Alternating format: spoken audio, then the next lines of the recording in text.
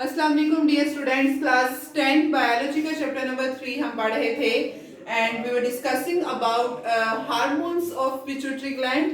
हमने anterior lobe के hormones को डिस्कस किया। हमने पढ़ा कि पिट्यूटरी ग्लैंड कहाँ पर है। हमारा जो हाइपोथैलेमस है ब्रेन का, उसके साथ ये लोब शेप स्ट्रक्चर है, पीयर शेप स्ट्रक्चर है, उसके बारे में हमने देखा। एंटीरियर लोब के हमने हार्मोन पढ़े। आज हम पोस्टीरियर लोब के हार्मोन पढ़ने जा रहे हैं कि जो पिट्यूटरी ग्लैंड है, इसकी जो पोस्टीरियर लोब है, पीछे वाली लोब है, लोब का पीछे वाला हिस्सा, वो कौन से हार्मोन्स रिलीज करता है। दो तरह के हार्मोन्स रिलीज होते हैं, एक है ऑक्सीटोसिन, दूसरा है वेसोप्रेसिन। इन दोनों हार्मोन्स को हम कलेक्टिवली कहते हैं anti diuretic hormones. Anti diuretic hormone इस वजह से कह रहे हैं क्योंकि ये दोनों हार्मोन्स हाइपोथैलेमस से बनते हैं। हाइपोथैलेमस से जो हार्मोन्स बन रहे हैं और जो हमारे बॉडी में वाटर की जो कॉन्सेंट्रेशन है ब्लड में, उसको कंट्रोल कर रहे हैं, उन हार्मोन्स को हम एंटी डायरेटिक हार्मोन कहते हैं। ऑक्सीटोसिन की पहले बात कर लेते हैं, फिर हम वेसोप्रेसिन पे आते हैं। ऑक्सीटोसिन हार्मोन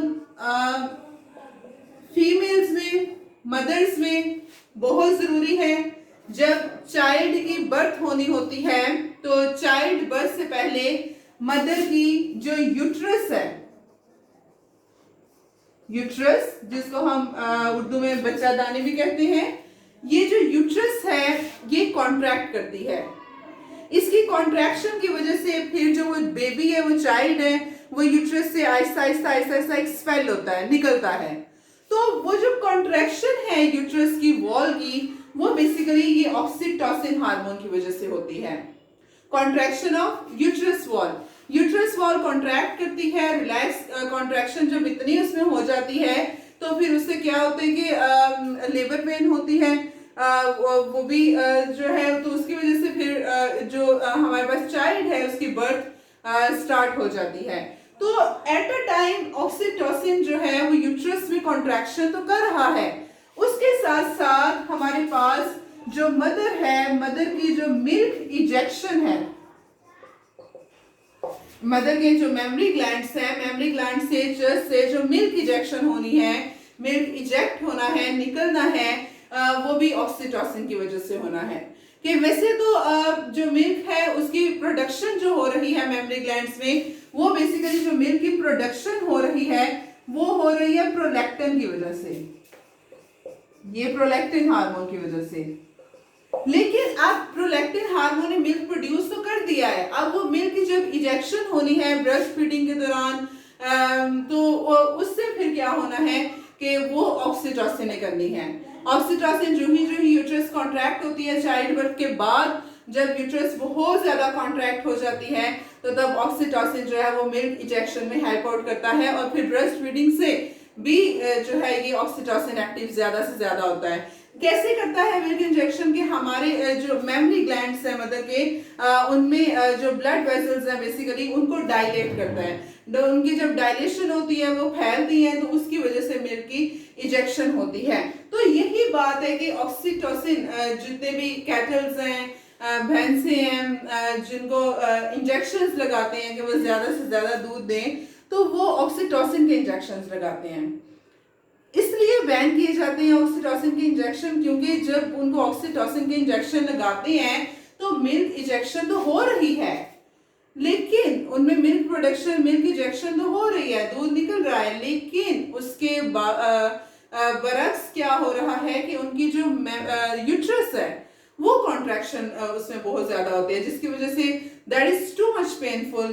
जो लेबर पेन होती है यूट्रस की, तो वो उन एनिमल्स में बहुत ज्यादा जो है वो पेनफुल होता है, और जो कि आप कह लें कि जो वाइल्ड लाइफ वायलेशन रूल है या एनिमल्स लाइफ का भी एक वायलेशन है वो, कि उनको इतनी ज्यादा तकलीफ पहुंचाई जा रही है, जिसकी वजह से इन इंजेक्शंस को रोका जाता है कि ये ना लगाए जाएं। तो ऑक्सीटोसिन का ये काम है बेसिकली कि हमारे जो मदर्स हैं, मदर्स में इसने यूट्रस को वॉल को कॉन्ट्रैक्ट करना है चाइल्ड बर्थ के लिए, और मिल्क की इजेक्शन करवानी है। उसके बाद वेसोप्रेसिन की हम बात करें तो वेसोप्रेसिन हार्मोन हमारे लिए बहुत जरूरी है हमारी बॉडी में, हमारे ब्लड में वाटर के लेवल को मेंटेन करने के लिए। वेसोप्रेसिन का काम बेसिकली क्या होता है कि ये जो हार्मोन है ये बेसिकली क्या करता है, हमारी जो नेफ्रॉन्स हैं उनसे वाटर रीअब्जॉर्प्शन को बढ़ाता है। वाटर ज्यादा से ज्यादा ब्लड में रीअब्सॉर्ब करता है कि जब ब्लड वेसल्स हमने देखा कैसे वाटर रीअब्सॉर्ब होता है कि नेफ्रॉन है इस तरह से,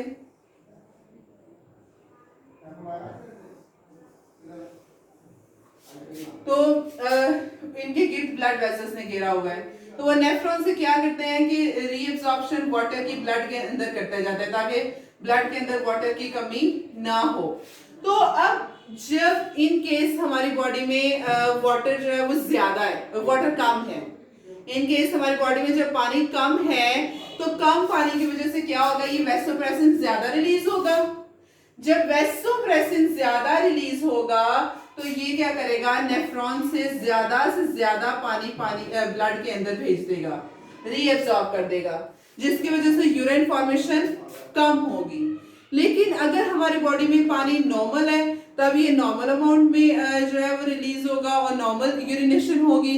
लेकिन जब हमारी बॉडी में बहुत ज्यादा पानी है तो उस केस में क्या होता है कि उस केस में ये वेसोप्रेसिन कम रिलीज होता है।